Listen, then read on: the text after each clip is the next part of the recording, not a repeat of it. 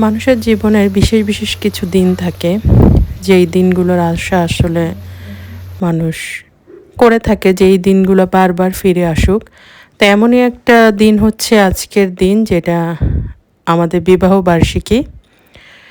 তো life partner যদি ভালো হয় তাহলে জীবনটা যেমন রঙিন হয়ে যায়, আবার লাইফ পার্টনার যদি ভালো না হয় তাহলে সবাই বুঝতেই পারছেন জীবনটা মানে অনেক কিছুই হতে পারে এরকম। তা আলহামদুলিল্লাহ, আল্লাহ পাক আমার জীবনে এমন একজন লাইফ পার্টনার দান করে দিয়েছেন, যার আমি যতই প্রশংসা করি আসলে কম হয়ে যাবে।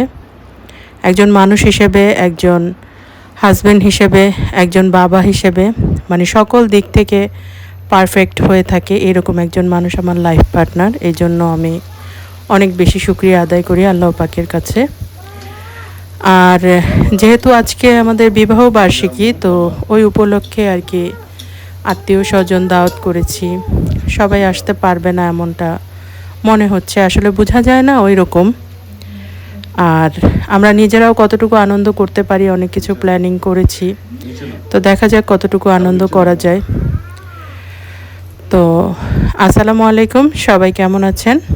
আশা করছি সবাই অনেক বেশি ভালো আছেন। আমিও আল্লাহর রহমতে অনেক অনেক ভালো আছি। আর আজকের দিনটা যেহেতু স্পেশাল, তাই সকাল থেকে একটু স্পেশাল রান্নাবান্না শুরু করে দিলাম। যেমন তেল জাতীয় খাবার তো আর প্রতিদিন করা যায় না, বা রিচ খাবারগুলো প্রতিদিন করা যায় না, এরকম বিশেষ বিশেষ মুহূর্তে করলে দিনটা আরও স্পেশাল হয়ে যায়। তো এখানে লুচি আর গরুর মাংস বানিয়ে নিলাম, যেটা দিয়ে আজকে আমাদের সকালের নাস্তা হয়ে যাবে। আলহামদুলিল্লাহ, আমাদের সকালের নাস্তার জন্য সব কিছু রেডি। এখন হচ্ছে নাস্তার পর্ব সেরে চলে আসলাম রান্নাঘরে। আমি অলরেডি মুরগির মাংসটাকে প্রসেস করে ফেলেছি। এখানে হচ্ছে বিরিয়ানির মশলা আর আদা রসুন বাটা, ধনিয়া গুঁড়া, মরিচের গুঁড়া, তারপরে হলুদের গুঁড়া সব কিছু দিয়ে আমি মরিচটাকে মাখিয়ে ফেলেছি। এখানে তেলও দিয়ে দিয়েছি, বেরেস্তা দিয়েছি, আর সাথে দিয়েছি হচ্ছে ধনিয়া পাতা আর পুদিনা পাতা। সব কিছু দিয়ে আমি একসাথে ম্যারিনেট করে রেখে দিলাম কিছুক্ষণ। এখানে বাসমতি চালটাও একটু দেখিয়ে দিচ্ছি। এই চালের প্যাকেটটা পাকিস্তানি একটা চালের প্যাকেট, চালটা খুব ভালো। চাইলে প্রাণের চাল দিয়েও করা যায়, বাট এই চালটা আমার কাছে খুব ভালো লাগে। যেহেতু দিনটা খুবই স্পেশাল, তাই স্পেশাল একটা চালের প্যাকেট বের করলাম। এছাড়া আমি প্রাণের চাল দিয়েই করি, যেটা আমাদের দেশি চাল, এটাও খারাপ না। আর এইখানে ওই ম্যারিনেশনের সাথে একটু টক দই দিয়ে দিলাম। একটু না, এখানে যেহেতু প্রায় 1.5 কেজির মতো মুরগি আছে, আমি 1 কেজি চালের জন্য 1.5 কেজি মুরগির মাংস নিয়েছি, তাই আমি এইখানে প্রায় 1.5 কাপের মতোই টক দই দিয়ে দেব। তো এখানে দিয়ে আমি আবার কিছুক্ষণ ম্যারিনেট করে রাখবো, মানে দিয়ে আমি সাথে সাথে চুলায় দিয়ে দিব। আর এই যে এখন যখন মাংসটা একটু কষিয়ে এসেছে, তখন আর কি আলুগুলো দিয়ে দিলাম। এখন আলুগুলো এখান দিয়ে সিদ্ধ হয়ে গেলে আমি এটাকে নামিয়ে রাখবো। আর পাশের চুলায় আমি বসিয়ে দিয়েছি পানি, আর চালগুলো ধুয়ে তো ভিজিয়ে দিয়েছি। এই চালটা বাসমতি চাল আর কি 1 ঘন্টা ভিজালে ভালো, অথবা 30 থেকে 40 মিনিট ভিজাতেই হবে। আসলে যে যেমন রান্না করতে পারফেক্ট, তার জন্য ওই রকমই। যেমন আমার মা 20 মিনিট ভিজিয়ে রেখেই সব করে ফেলতে পারে, তা আমি 30-40 মিনিট বা 1 ঘন্টা ভিজিয়ে রাখি। এখানে পানিটার ভেতর আমি দিয়ে দিচ্ছি হচ্ছে দারচিনি, এলাচ, লবঙ্গ আর কিছু কাঁচামরিচ। সাথে আরেকটা জিনিস দেবো, এটা হচ্ছে ধনিয়া পাতা আর পুদিনা পাতা। এই দম বিরিয়ানি, আসলে আজকে আমি হচ্ছে চিকেন দম বিরিয়ানিটা রান্না করব। এই রেসিপিটার জন্য এই জিনিসটা দিতেই হবে, ধনিয়া পাতা কুচি আর হচ্ছে পুদিনা পাতা কুচি। এটা না দিলে হবে না। কারো যদি একটু টক ভালো লাগে, 1-2 পিস লেবু আর কি স্লাইস করে কেটে দেওয়া যেতে পারে। আমি ওটা এখন আর দিচ্ছি না। দিলাম শাহি জিরা। এখন প্রায় পানিটা বলকই চলে আসবে, এই টাইমে আমি ওই যে ভিজিয়ে রাখা চালগুলো দিয়ে দিচ্ছি।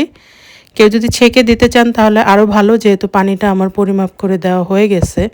এখানে পরিমাপের কিছু নেই, পানিটা আমি ছেঁকে ফেলবো, যেমন খুশি দেয়া যায়। এই জন্য আর কি আমি চালটা ওইভাবে একেবারে স্ট্যান্ড নিতে ছেঁকে টেকে এরকম কিছু করছি না, সিম্পলি আমি দিয়ে দিচ্ছি, কারণ পানি এখানে কোনো ফ্যাক্ট না। একটু নাড়াচাড়া দিয়ে দিলাম। আমি কিন্তু স্বাদ মতো লবণ দিয়ে দিয়েছি, কারণ এই চালটা যতটুকু লবণ লাগবে অতটুকু আমি এখানে দিয়ে দিয়েছি, আর মাংস রান্না করার লবণ ওই মাংসতে দিয়েছি। দিব সামান্য তেল। এই তেলটুকু দিলে চালটা একেবারে ছাড়া ছাড়া হয়ে যাবে এবং একদম রুক্ষ রুক্ষ দেখাবে না, দুইটা কাজ হবে। যাদের পছন্দ একটু চিনিও দিয়ে দিতে পারেন একদম সামান্য পরিমাণে। আমি আজকে এমন কিছু দিচ্ছি না, একটু ঝাল ঝাল খাবো, এর মাঝে মিষ্টি কিছু দিব না। এই যে এখানে চালটা হয়ে এসেছে, আর একটু হবে, মানে 70 to 80% হলেই আমি নামিয়ে চালনিতে দিয়ে দেব। আর এইখানে হচ্ছে মাংসটার রান্না মোটামুটি প্রায় শেষ। এখন আমি চাল ঢালার আগে যে প্যাকেটের মশলাটা ওটা আমি আরেকটু দিয়ে দিলাম, বাকিটুকু আর কি আমি ঢেলে দিয়ে দিলাম। অল্প একটুই বাকি রেখেছিলাম, চিকেন ম্যারিনেশনের সময় পুরোটা দিয়ে দিয়েছি, আর অল্প বাকি রেখেছিলাম। দিলাম পেঁয়াজ বেরেস্তা, আর ওই যে স্ট্যান্ডেতে যে ছেঁকে রাখা চাল ওইটা আমি ঢেলে দিলাম। এখানে আমি কিছুই ছাকবো না, না ধনিয়া পাতা পুদিনা পাতা, যা আছে সবই থাকবে, ওটা কোনো সমস্যা না। খাওয়ার সময় গরম মশলাগুলো একটু বেছে ফেললেই হবে, আর সব কিছু থাকবে বাদ বাকি। যে কাঁচামরিচ দিয়েছি, ধনিয়া পাতা দিয়েছি, পুদিনা পাতা দিয়েছি, গরম মশলা সবই থাকবে। উপরে ফাইনালি আমি আরেকটু বেরেস্তা দিয়ে দিলাম। বেরেস্তা তো আমি ফার্স্টেই করে রেখেছি, কোথায় কি লাগবে জানি না, একবারে করে রেখেছি। আর এইটা হলো অল্প একটু দুধ নিয়ে তার মধ্যে আমি ফুড কালার অ্যাড করে উপর থেকে দিয়ে দিলাম। এখানে জাফরান রঙও ব্যবহার করতে পারেন, আমার বাসায় জাফরান ছিল না, তাই আমি এইভাবে লিকুইড করে তারপরে আমি দিয়ে দিয়েছি যেন সুন্দর লাগে দেখতে। এটা সম্পূর্ণই দেখার ব্যাপার আসলে। একটা জিনিস দেখতে ভালো হলে খাবারের রুচি কিন্তু এমনিতেই বেড়ে যায়, ওই কারণেই করা। হয়ে গেছে চিকেন দম বিরিয়ানি, খুব সুন্দর একটা স্মেল বের হয়েছে। চিকেনটা যখন ম্যারিনেট করেছি তখন যেমন সুন্দর স্মেল বের হয়েছে, এখন আবার আলাদা ধরনের সুন্দর একটা স্মেল বের হয়েছে। আলহামদুলিল্লাহ ভালোই লাগছে। এখন খেতে ভালো হলেই হচ্ছে, সো মাচ আলহামদুলিল্লাহ। একদম চালগুলো আলাদা আলাদা হয়েছে, চিকেনটাও সুন্দরভাবে কুক হয়ে গিয়েছে। এই যে এখানে সার্ভ করে নিলাম। আমি একটা বড় ডিশে আমার হাজব্যান্ডের জন্য সার্ভ করে নিয়েছি, জামাই ডালা যেইভাবে দেয়, আমার আবার ডালা টালা একটু পছন্দ, তো এই হিসেবে আমি করে নিয়েছি। আর বাদ বাকি সব মেহমানদের জন্য আমি এখন ছোট প্লেটে আর কি বেড়ে নেব একটু একটু করে। এই যে আমি সবার জন্য ছোট প্লেটে বেড়ে নিয়েছি, আর আমার হাজব্যান্ডের জন্য বড় একটা প্লেট দিয়েছি, যেহেতু আজকে মোটামুটি ও নতুন জামাই। এই যে দেখেন নতুন জামাইয়ের অবস্থা। যাই হোক, এখন হচ্ছে একটু খাওয়া দাওয়াটা দেখি।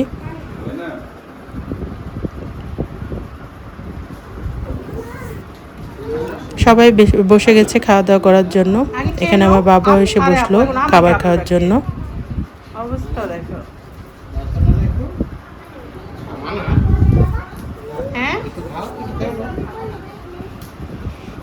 যাই হোক, এখানে ওই বিরিয়ানির সাথে সেদ্ধ ডিম ছিল, সালাদ ছিল, আর হচ্ছে বোরহানি আছে।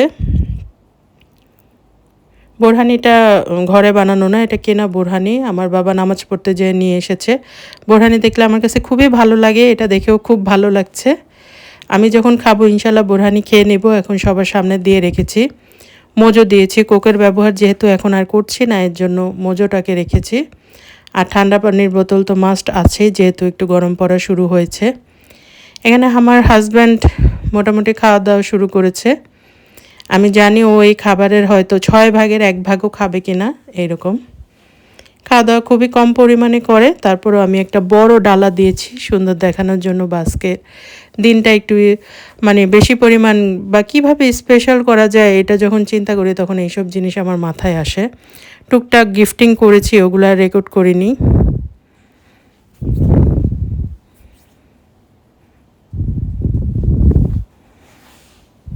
তো খাওয়া দাওয়া শেষ করে এখন বসে আছি, বিকেল টাইম। একটা বিস্কিট নিয়ে এসেছে আমার বাচ্চার জন্য ওর মামা মামি, বিস্কিটটা ভালোই দেখাচ্ছে। আর এই যে সন্ধ্যার নাস্তার জন্য প্রিপারেশন আম্মু শুরু করে দিয়েছে। এখানে আলুর চপ আর ডিম চপ বানাচ্ছে, যদিও রমজান শেষ হয়ে গেছে তাও একটু ভালো লাগলো। আর সন্ধ্যার পরে চলে এসেছে আমাদের অ্যানিভার্সারি কেক। আর এই কেকটা আমি সন্ধ্যার পর অর্ডার করি আমার এক ভাবির কাছ থেকে, এই জন্য আমি মানে যখন চাই আমি অর্ডার করে নিয়ে আসতে পারি, নয়তো দোকান থেকে আনলে হয়তো দিনের বেলা নিয়ে আসতে হতো, এটা একটা সুবিধা। তো এই কেকটা আমি যেই ভাবির কাছ থেকে নিয়েছি, উনি অনলাইনে কেকটা সেল করে। যদি কেউ মনে করেন যে ওনার অনলাইন থেকে কেকটা নেবেন, তাহলে আমার কমেন্ট বক্সে জানালে আমি তাহলে এটা দিয়ে দেব। আসলে কারো লাগবে কিনা আমি জানি না। এখানে আমরা কেক কাটতে দাঁড়িয়ে গেলাম আর কি, এখন কাটবো কেকটা। কেকটা আমি আগেও খেয়েছি, কেকটা ভীষণ পরিমাণে মজা। আর এই কেকটা আমি আমার বাচ্চাকেও দেই, কোনো প্রকার সমস্যা হতে আমি দেখিনি। আমার কাছে মনে হয় এই কেকের ক্রিমটাও ভালো। আমি কোনো প্রমোশন করছি না, কারণ এখানে আমার কিছু না, আমি টাকা দিয়ে কেক কিনে এনেছি। ওই কেক আমি খাবো, জাস্ট ভালো জিনিসটা সবার সাথে শেয়ার করছি, এছাড়া আর কিছু না। তো যাই হোক, এখন আমি কেক কেটে আমি দেখি খাওয়াবো। ফার্স্টে আমার মেয়েকে খাইয়ে দিলাম, কারণ ও এই সময় কেকটা খেতে খুব পছন্দ করে। পরে আর খায় না, বাট ক্যামেরা ধরে আয়োজন করে কেক কেটে ওকে খাইয়ে দিল, তখন একটু খাই। এই যে আমার ছোটো ভাইয়ের বউ, ওকে খাইয়ে দিলাম। আর আমার ভাই ক্যামেরার পিছনে ছিল, ওকে খাইয়ে দিলাম। এখন হচ্ছে আমার মাকে খাওয়াবো। লিটারেলি তার জন্য আমাকে যেতে হবে রান্নাঘরে, কারণ রান্নাঘরে কাজ ফেলে রেখে তো আসবে না। তো আমি ওইখানেই গেলাম। আমার বাবা রুমে ছিল না, আসলে সন্ধ্যাবেলা তো এক একজন এক এক জায়গায় ছিল। তারপরেও আমি তাড়াতাড়ি কাউকে জড়ো করতে পারিনি। আমার হাজব্যান্ডের আবার কাজে চলে যেতে হবে, তো ওই জন্য আমি তাড়াতাড়ি কেক কেটে ওকে একটু নাস্তা করাবো, তারপর ডিনার দিয়ে দিব। এমন যা হোক, খুব ভালো লাগছে আজকে। আসলে ঢাকা শহরে অত বেশি কিছু তো করার নেই, এক পারতাম বাইরে হয়তো কোথাও খেতে যেতে, কিন্তু নিজের হাতে রান্না বান্না করে সব কিছু গুছিয়ে নিজে মেহমানদারি করে খাওয়া দাওয়া করার মজা আলাদা।